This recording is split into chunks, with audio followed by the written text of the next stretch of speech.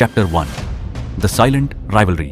Middle east दुनिया का एक ऐसा रीजन जहां हिस्ट्री, रिलीजन और पॉलिटिक्स एक दूसरे से टकराते रहते हैं। और इसी रीजन में दो कंट्रीज हैं जिनके बीच राइवलरी दुनिया की सबसे डेंजरस कॉन्फ्लिक्ट्स में से एक बन चुकी है। ईरान और इजराइल ये सिर्फ दो कंट्रीज का कॉन्फ्लिक्ट नहीं है, यह आइडियोलॉजी का क्लैश है, पावर का क्लैश है और इन्फ्लुएंस का वॉर है।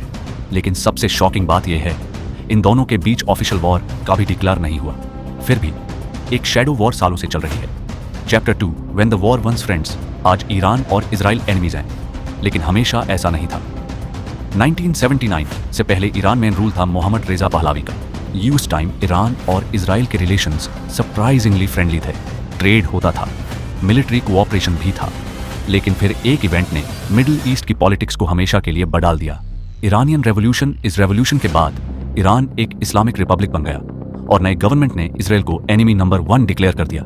उस दिन से राइवलरी ऑफिशियली शुरू हो गई। Chapter 3 the proxy battlefield. Iran और Israel rarely direct war fight करते हैं, इंस्टेड वो दूसरे ग्रुप्स को यूज करते हैं। Iran supports powerful militant groups like Hezbollah in Lebanon, Hamas in Gaza. In groups का मेन टारगेट होता है इजराइल, और इजराइल इनको न्यूट्रलाइज करने के लिए रेगुलरली एयर स्ट्राइक्स और कोवर्ट ऑपरेशंस करता है। इस वजह से सीरिया, लेबनान और गाजा जैसे रीजन्स एक प्रॉक्सी बैटलफील्ड बन गए। Chapter 4 the invisible cyber war. 21st century में वॉर सिर्फ गन्स और मिसाइल से नहीं होती, अब वॉर कंप्यूटर्स और कोड से भी होती है। एक फेमस साइबर अटैक था स्टक्सनेट। यह एक सोफिस्टिकेटेड कंप्यूटर वायर्स था जो सीक्रेटली ईरान के न्यूक्लियर सेंट्रीफ्यूज को डैमेज करने के लिए डिजाइन किया गया था। रिपोर्ट्स के अकॉर्डिंग इस ऑपरेशन में इसराइल और यूनाइटेड स्टेट्स का इन्वॉल्वमेंट था। इस अटैक ने ईरान के न्यूक्लियर प्रोग्राम को सालों पीछे पुश कर दिया और साइबर वॉरफेयर का एक नया एरा स्टार्ट कर दिया। Chapter 5 assassinations and secret missions. Shadow war का एक और डार्क साइड है, टारगेटेड असैसिनेशंस। ईरान के कई न्यूक्लियर साइंटिस्ट्स मिस्टीरियस सर्कमस्टेंसेस में मारे गए। सबसे फेमस केस था साइंटिस्ट मोहसेन फखरीजादे। 2020 में तेहरान के पास उनका असैसिनेशन हुआ। ईरान ने इसका ब्लेम इसराइल पर लगाया। ऐसे ऑपरेशंस इंटेलिजेंस एजेंसीज के थ्रू क्वाइटली कंडक्ट किए जाते हैं और ऑफिशियली कभी एक्सेप्ट नहीं किए जाते। Chapter 6 the nuclear tension. Israel के लिए सबसे बड़ा कंसर्न है ईरान का न्यूक्लियर प्रोग्राम। ईरान का कहना है कि उनका न्यूक्लियर प्रोग्राम पीसफुल एनर्जी के लिए है, लेकिन इसराइल को डर है कि Iran secretly nuclear weapons develop कर रहा है। इसी टेंशन को कंट्रोल करने के लिए 2015 में एक इंटरनेशनल एग्रीमेंट साइन हुआ, joint comprehensive plan of action.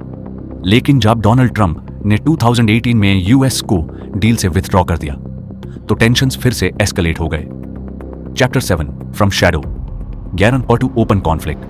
2025 और 2026 में सिचुएशन और डेंजरस हो गई। मिसाइल्स लॉन्च हुए, ड्रोन्स अटैक हुए और डायरेक्ट मिलिट्री स्ट्राइक्स भी हुई। पहली बार ऐसा लगा कि shadow war full scale war बन सकती है। मिडिल ईस्ट के कई कंट्रीज इस कॉन्फ्लिक्ट में इनडायरेक्टली इन्वॉल्व हो गए और दुनिया भर के एक्सपर्ट्स ने वार्निंग दी, अगर एस्केलेशन कंट्रोल नहीं हुआ तो यह कॉन्फ्लिक्ट रीजनल वॉर बन सकता है। Chapter 8 the future of the middle east.